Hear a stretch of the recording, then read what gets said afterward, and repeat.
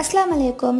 கத்திரிக்காய் பிடிக்காதவங்களுக்கு இந்த மாதிரியான சட்னி பண்ணி கொடுங்க. ஸோ கத்திரிக்காய் தான் நீங்கள் பண்ணீங்க அப்படிங்கிறத உங்களால் கண்டுபிடிக்கவே முடியாது. ஒரு பேனில் எண்ணெய் விட்டுட்டு 2 பல் பூண்டு கட் பண்ணி போட்டுக்கோங்க. ஒரு 2 வெங்காயத்தை கட் பண்ணி நல்லா வதக்கிக்கோங்க.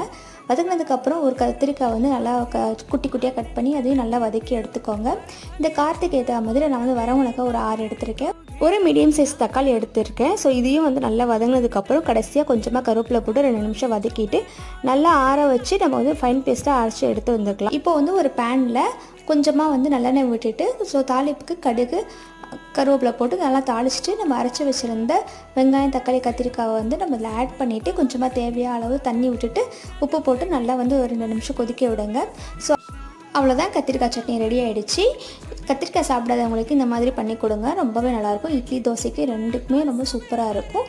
பிடிச்சிருந்தா ட்ரை பண்ணி பார்த்துட்டு எப்படி வந்துச்சுன்னு சொல்லி கமெண்ட்டில் சொல்லுங்கள். மறக்காமல் சப்ஸ்கிரைப் பண்ணிவிடுங்க. தேங்க்ஸ் ஃபார் வாட்சிங்.